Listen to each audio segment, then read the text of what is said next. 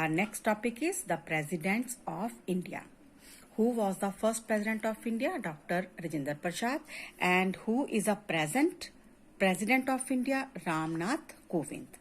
Let's know how president of India is elected. We know that the president is the head of the state and he is known as the first person of India.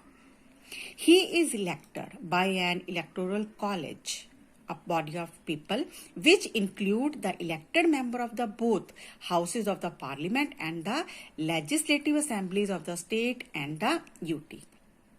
President की election में parliament के दोनों house और सारे state और UTs के legislative assembly के member जो हैं वो शामिल होते हैं.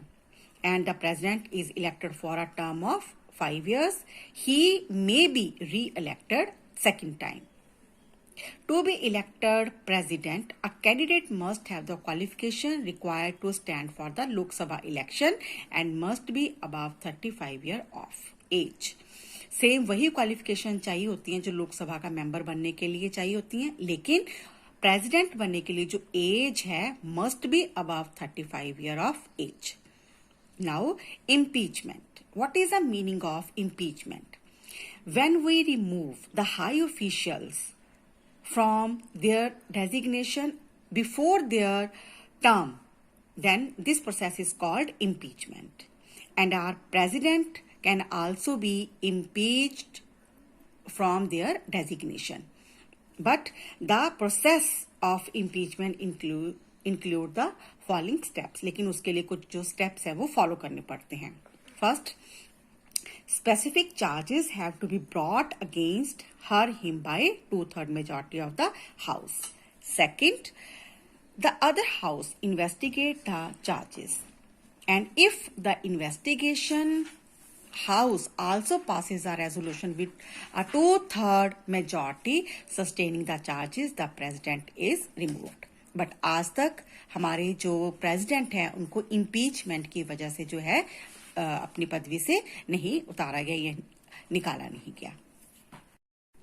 Now discuss position and power of the president of India. We know very well that parliament has all the power of legislative, यानी कि कानून बनाने का जो राइट है वो हमारी पार्लियामेंट के पास है. But president also have some legislative powers. Let's discuss. The president summons and prorogued all the session of the parliament and address the first session. Parliament जैसे ही इलेक्शंस के बाद फर्स्ट सेशन ऑफ पार्लियामेंट होता है, उसको बुलाने का जो अधिकार है या उसको जो प्रिजाइड ओवर करने का जो राइट है वो हमारे प्रेसिडेंट के पास है. He can dissolve the parliament on the advice of the council of minister. Bill can become laws only after the president assents. जब तक किसी भी बिल पे प्रेसिडेंट जी के साइन नहीं होते, सिग्नेचर नहीं होते, तब तक वो बिल जो है वो कानून नहीं बनता. A money bill require his permission to be introduce. Money bill के लिए जरूरी है कि अगर वो इंट्रोड्यूस करना चाहती है लोकसभा तो उसके लिए सबसे पहले परमिशन जो किसकी जरूरी है, हमारे प्रेसिडेंट की. He call a joint session of the 2 houses to solve any disagreement over a bill. अगर किसी बिल को लेके दोनों हाउसेज में लोकसभा और राज्यसभा में कोई डिसएग्रीमेंट या कोई बहस हो जाती है तो हमारे राष्ट्रपति ज्वाइंट सेशन बुला के उस प्रॉब्लम को सॉल्व करती हैं. The president has the power to issue an ordinance when the parliament is not in session. जब हमारा पार्लियामेंट सेशन में नहीं है तो हमारे प्रेसिडेंट के पास एक पावर है, लेजिस्लेटिव पावर है, कि वो उस दौरान जब पार्लियामेंट जो है सेशन नहीं हो रही है उसकी, तो एक कानून बना सकते हैं जिसको ऑर्डिनेंस जो है वो कहते हैं. Next power is presidential and executive power. As a president is the head of the executive. हमें पता है कि जो हमारे प्रेसिडेंट है वो एग्जीक्यूटिव के हेड होते हैं और जो सारी हाई ऑफिशियल की जो अपॉइंटमेंट है वो हमारे प्रेसिडेंट के द्वारा की जाती हैं.